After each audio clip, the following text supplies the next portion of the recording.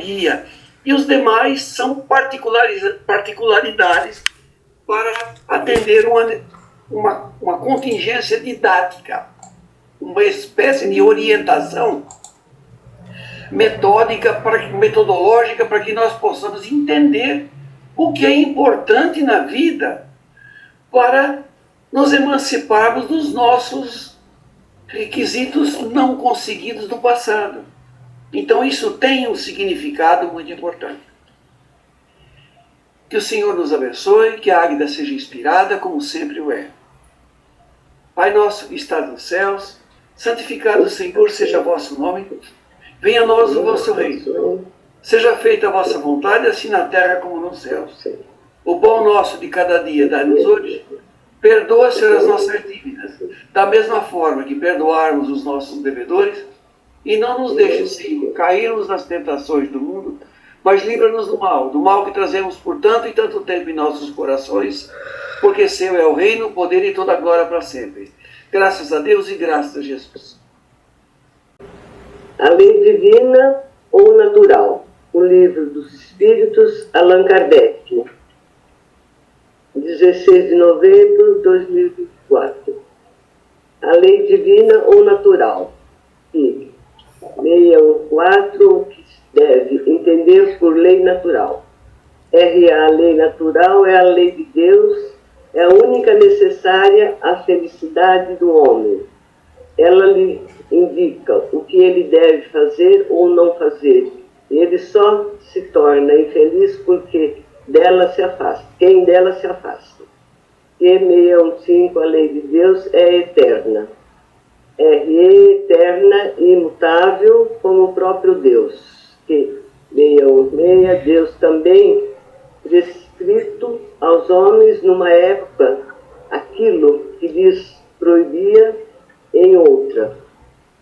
Deus não se engana. Os homens é que são obrigados a modificar as suas leis, que são imperfeitas, mas as leis de Deus são perfeitas. A harmonia que regula o universo material e o universo moral se funde nas leis que Deus estabeleceu por toda a eternidade. 617, o que as leis divinas abrangem, referindo-se a algo meio mais do que a conduta moral. Todas as leis da natureza são leis divinas, pois Deus é o autor de todas as coisas. O sábio estuda as leis da matéria, o homem de bem as da alma e as regra e as segue, e dando ao homem aprofundar umas às outras. Sim, mas como só existem, não lhe é suficiente para isso. As leis divinas são as mesmas para todos os mundos.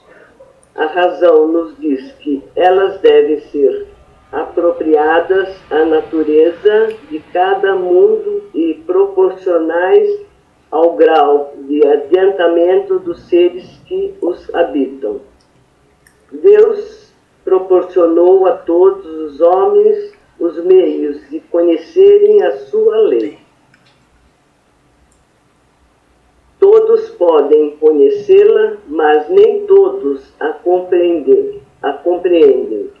O que melhor a compreende são os homens de bem e os que desejam pesquisá-la não o bastante. Um dia todos a compreenderão, porque é necessário que o progresso se realize. Obrigada, Dirce. Eu coloquei essa introdução porque o tema é meio árido e eu realmente não encontrei uma harmonização mais suave, mas essa é profundamente esclarecedora, que fala justamente das leis divinas, que são as leis, como é dito aí nesses tópicos que eu escolhi, são as leis da matéria e as leis do espírito, as leis da alma. No tópico estudado hoje, nós vamos ver o que se refere apenas às leis da matéria. Só relembrando, esse capítulo 6, quem está escrevendo o capítulo é o Galileu Galilei. Então ele está falando das coisas materiais. E apenas lá no final que o Kardec faz uma colocação da parte espiritual, da parte moral. Então nós vamos continuar com isso. Então, frisando, Galileu, e ele vai tratar de leis naturais. Galileu começa, o título deste tópico é As Leis e as Forças. Por isso que eu coloquei a questão da lei natural, porque a lei natural, como diz, as leis divinas são as leis naturais, então essas aqui são, está tudo incluído nessas leis naturais. Galileu começa fazendo uma proposta de que nós pensemos, que a gente faça um exercício mental, imaginando um crustáceo que more no fundo do oceano. No fundo do oceano, ele não tem acesso à luz solar, não tem acesso à luz, aquela escuridão total, ele não vê praticamente nada. Então ele começa falando assim: se um desses seres desconhecidos que passam sua existência efêmera no fundo das regiões tenebrosas do oceano, se um desses poligástricos, dessas nereidas, ínfimos animálculos que só conhecem da natureza, os peixes ictiófagos e a flora marinha. Então ele está imaginando um serzinho, no caso um crustáceo, que ele vai falar depois, que vive no fundo do mar. Se esse ser, nessas condições, ele recebesse de repente o dom da inteligência, a faculdade de estudar o seu mundo e de estabelecer nas suas apreciações um raciocínio conjetural estendido à universalidade das coisas. Então, qual é a ideia? Esse crustáceo, ele vai receber a inteligência, ele vai poder estudar o mundo no qual ele vive e vai poder, com isso, estabelecer apreciações, definir algumas coisas, conceituar outras. Aí Galileu pergunta: que ideia ele formaria da natureza viva que desenvolve no seu meio, nesse fundo do mar, e do mundo terrestre, que está fora do seu campo de observação? Essa é a proposta de Galileu. E aí ele diz: agora, se por um efeito maravilhoso do seu novo poder, então, além de já ter inteligência, de poder estudar, de poder pesquisar, ele recebe mais um dom. Ele consegue se elevar à superfície do mar e acima dessas trevas e perto de praias opulentas, veja, perto de praias, de uma ilha com vegetação esplêndida. O dado da ilha é importante, nós já vamos retomar isso. Então ele se eleva e chega numa praia, num lugar ensolarado, que ele não conhecia o sol, ele não conhecia o calor, e ele chega lá, ele fala: com vegetação esplêndida, sob o sol fecundo, distribuidor de um benfazejo calor, que julgamento ele faria das suas teorias antecipadas sobre a criação?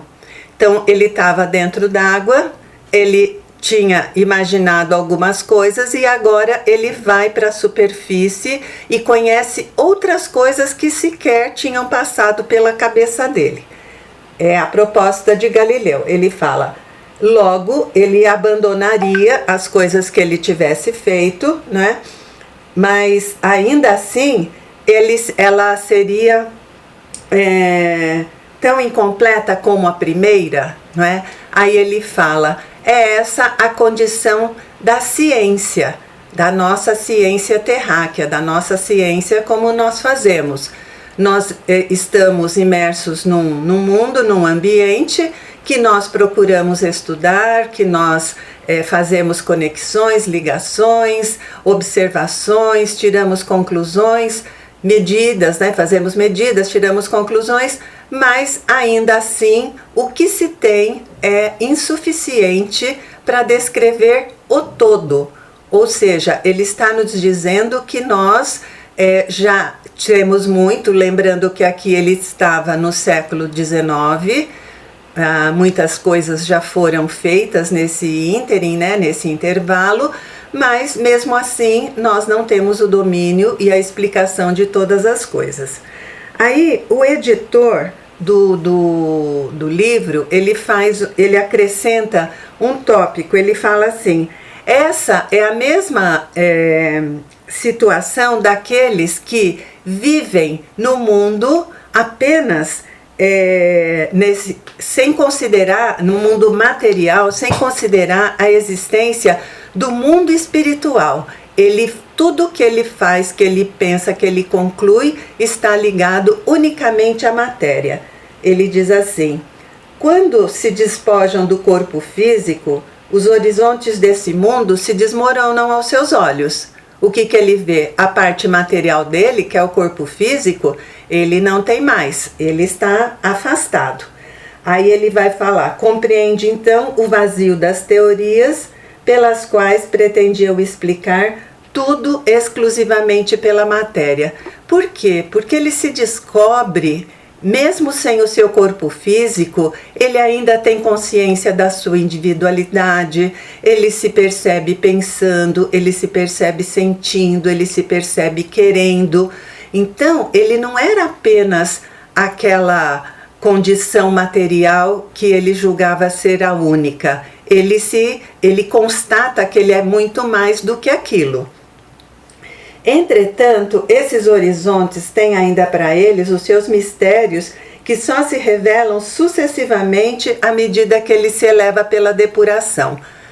Quando nós desencarnamos, nós, mesmo constatando que somos espíritos, que a nossa vida continua sem o corpo físico, nós não ficamos sabendo tudo que tem no mundo espiritual.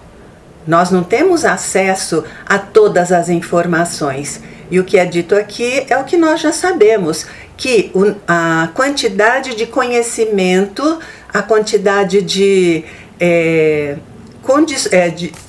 descrição dos conceitos e tudo, vai depender do nosso grau de evolução.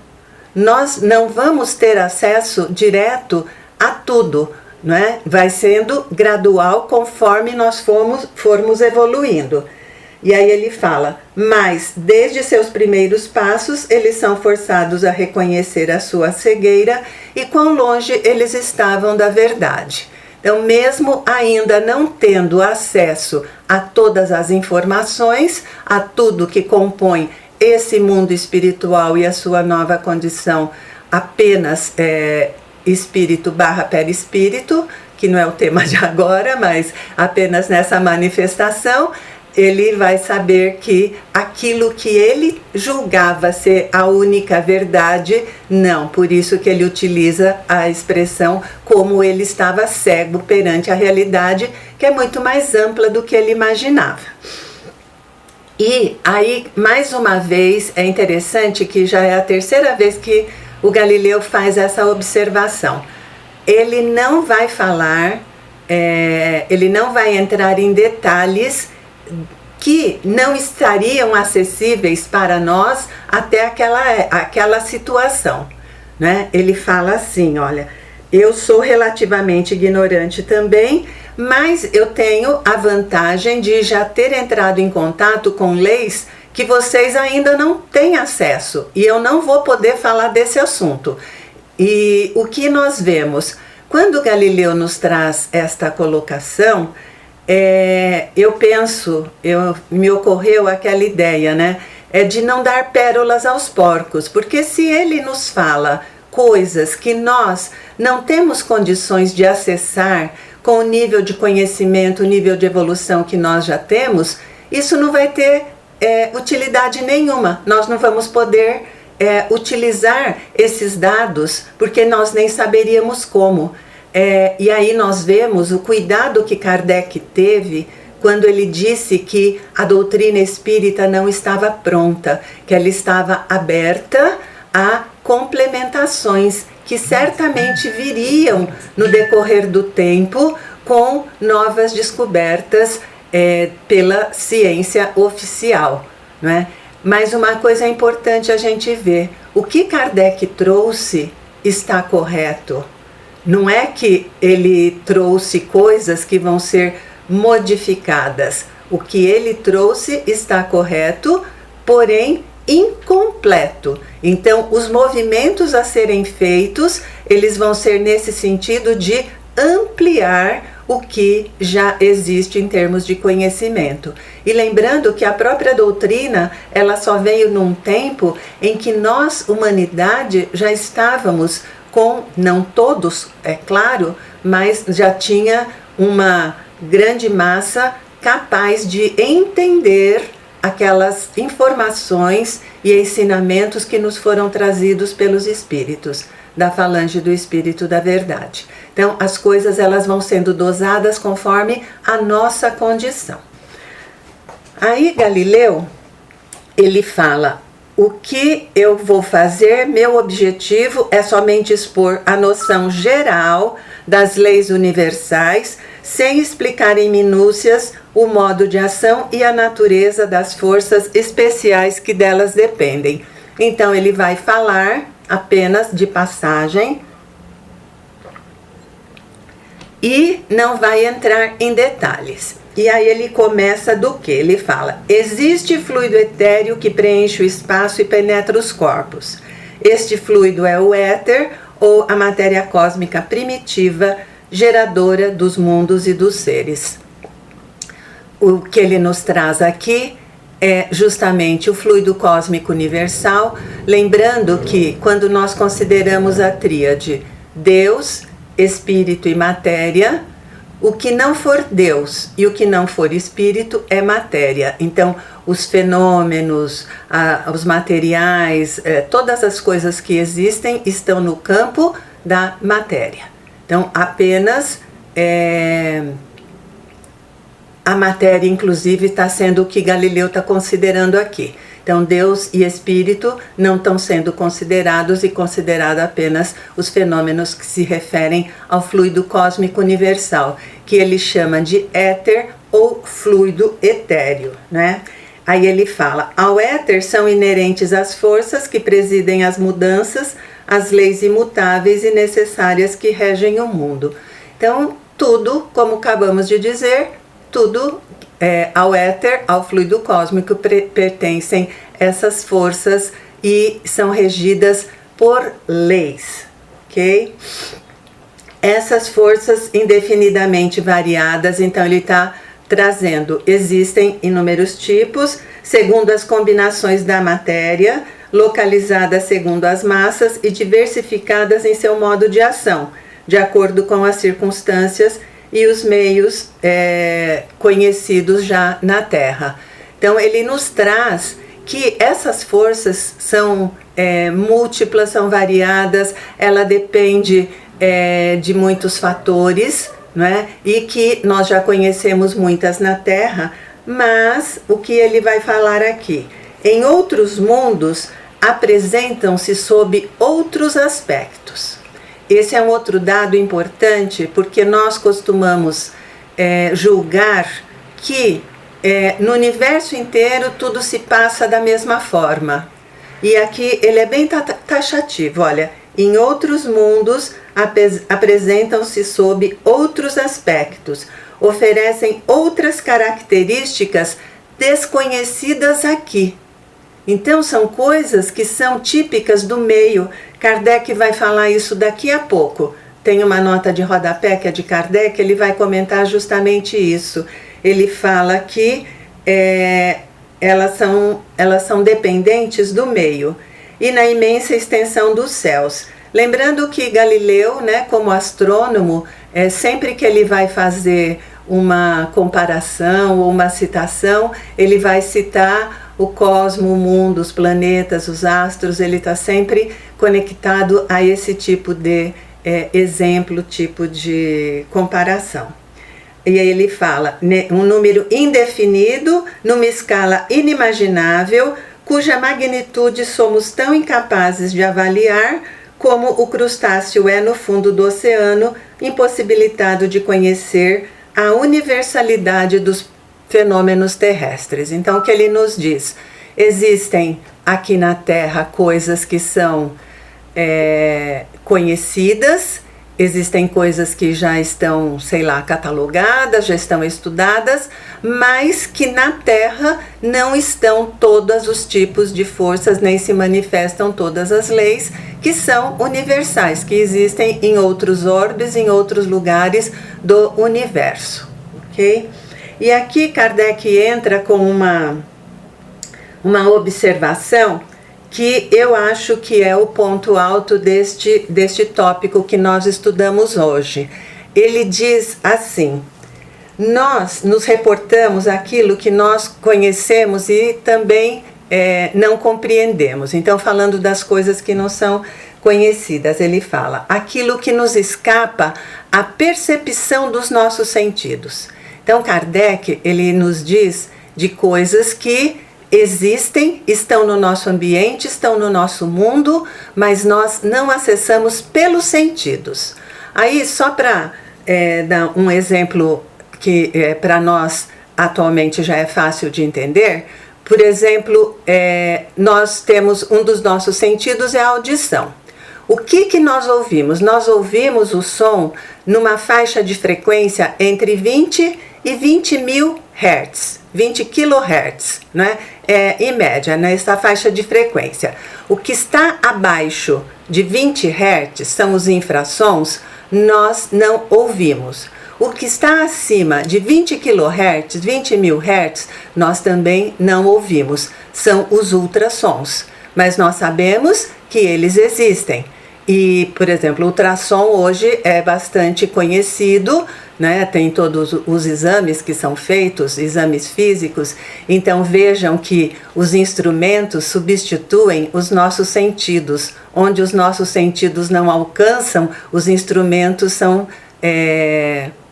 elaborados, né, para nos fornecer informações que só com os nossos 5 sentidos nós não alcançamos.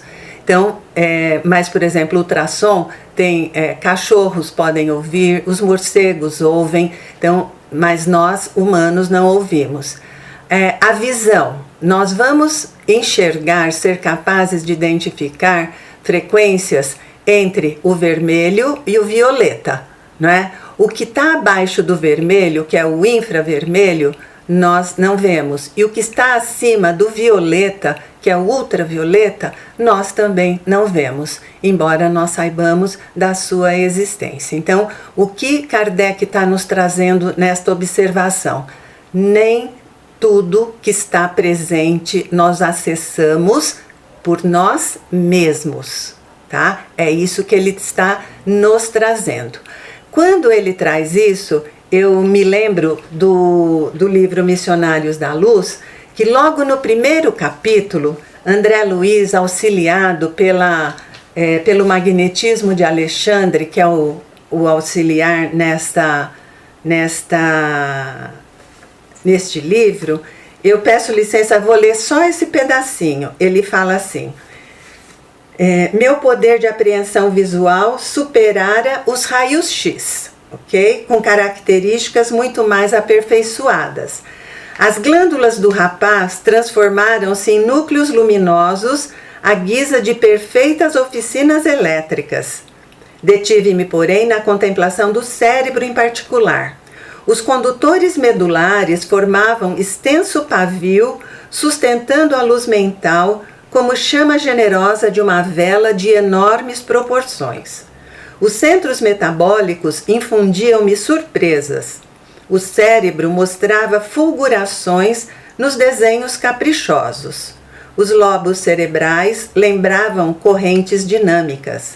As células corticais e as fibras nervosas, com suas tênues ramificações, constituíam elementos delicadíssimos de condução das energias recônditas e imponderáveis. Neste concerto, sob a luz mental indefinível, a epífise emitia raios azulados e intensos. Então veja, isso está logo no primeiro capítulo na 5ª página do 1º capítulo do livro Missionários da Luz. Então veja, são coisas que no plano espiritual o André Luiz, por ação do Alexandre, ele foi capaz de ampliar a sua capacidade visual e enxergar essas coisas que estão ali, mas que nós não conseguimos ver com os nossos olhos de carne comuns, ok? E aí Kardec continua, ele fala, é possível que em outros meios o fluido cósmico tenha propriedades. Então ele está falando é possível, ele não está jurando por Deus nem batendo martelo, mas ele está falando que existe a possibilidade do fluido cósmico ter outras propriedades e combinações diferentes do que nós temos aqui na Terra. E aí ele continua, e tendo efeitos que são absolutamente desconhecidos para nós, que dariam, né? Olha o que ele fala, lugar a percepções novas, outros modos de percepção. Então, se, por exemplo, um corpo que estivesse num outro meio, num outro orbe, num outro planeta, ele pode ter combinações diferentes que outros sentidos existam diferentes desses que nós conhecemos, que vão dar percepções diferentes. E aí ele fala, não compreendemos, por exemplo, como se possa ver sem os olhos do corpo e sem a luz, né? Mas ele fala que, mas quem nos diz que não existam outras formas, né? E aí ele fala, a visão sonambúlica, que não é detida pela distância, nem por obstáculos materiais, nem pela obscuridade, nos oferece um exemplo. Então o que ele está trazendo? O sonâmbulo, ele vê no escuro e ele vê à distância. Só que nós sabemos que o sonâmbulo, ele é o espírito numa condição de emancipação, não é? Então ele está vivendo no mundo espiritual e se utilizando do seu corpo físico, mas ele não está utilizando os órgãos físicos. Então, quando o sonâmbulo vê, ele não vê com esses olhos de carne. Quando ele ouve, ele não ouve com esse ouvido. Ele ouve com o seu perispírito. E nós sabemos que o perispírito, ele não tem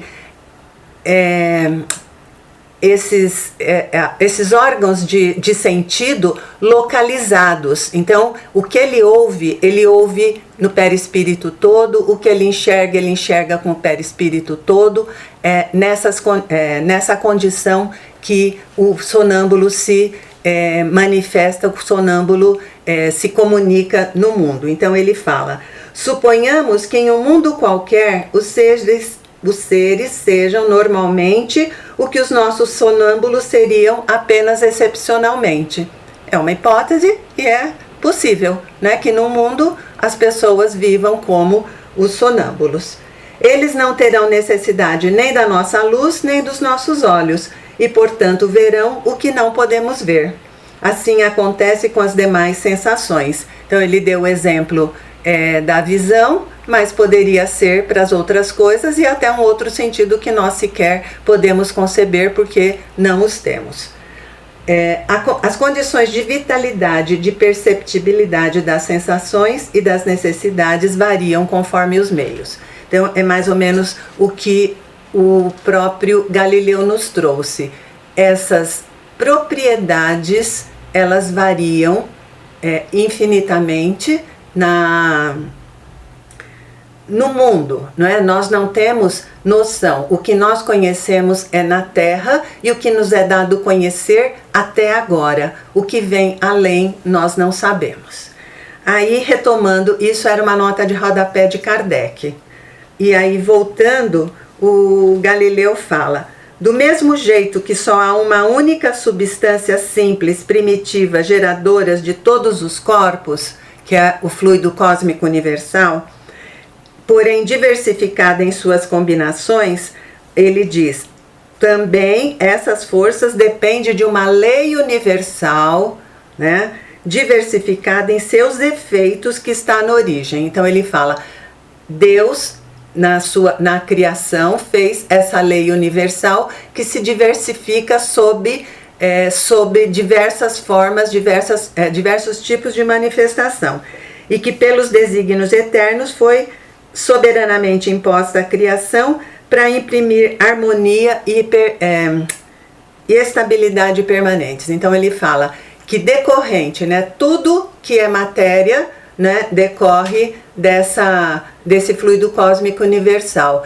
e que as leis que regem o que acontece também derivam de uma lei universal inicial que dá o quê? Dá uma sequência, uma continuidade a tudo que existe, mas elas derivam de uma lei única que tem a finalidade de ser harmônica, de manter a harmonia e a estabilidade permanentemente, que é o que nós podemos esperar. Se Deus é Pai de amor, as leis que Deus cria são destinadas, né, a harmonia e a beleza e a estabilidade, a fazer com que todos os que estamos vivendo sob essas leis estejamos nas condições o melhor possível, porque é lei divina, é lei de amor.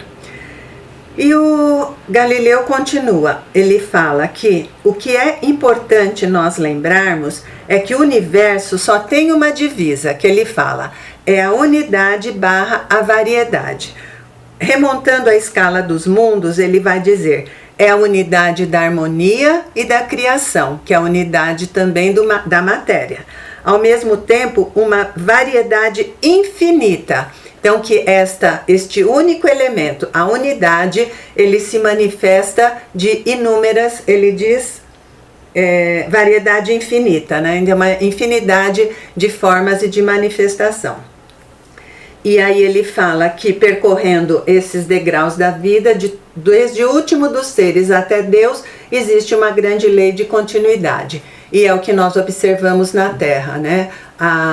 Por exemplo, o trabalho de como as coisas são encadeadas, não havendo uma solução de continuidade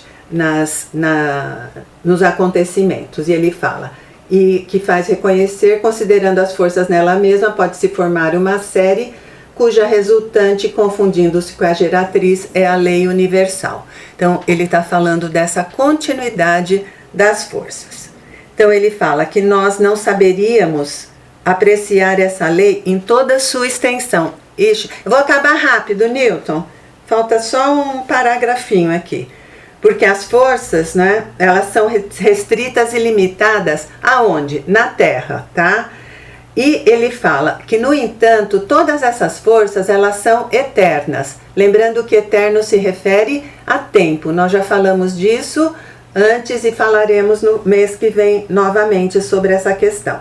Então ele fala, e sendo todas inerentes ao fluido cósmico, elas atuam necessariamente em tudo e para tudo. E agora, modificando a sua ação por sua simultaneidade ou pela sucessividade. Então podem acontecer algumas ao mesmo tempo, ou pode uma vir na sequência da outra. Predominando aqui, num lugar atua mais um tipo de força, num fenômeno, em outro fenômeno mais um outro tipo de força, e elas vão, predomina aqui, apaga ali. Elas podem estar bastante pujantes e ativas em certos pontos, e mais ocultas e apagadas em outras, né? E o que ele fala? Independente de como elas se manifestem, independente da sequência de tudo isso, ele fala, essas forças preparam, dirigem, conservam e destroem os mundos nos seus diversos períodos de vida, governando os trabalhos da natureza em qualquer ponto que se executem, assegurando para sempre o eterno esplendor da criação. Ou seja, podem ser diversificadas, podem se manifestar na Terra ou não, mas em qualquer lugar do universo elas estarão contribuindo e atuando na formação dos mundos, na conservação dos mundos e também na destruição desses mundos.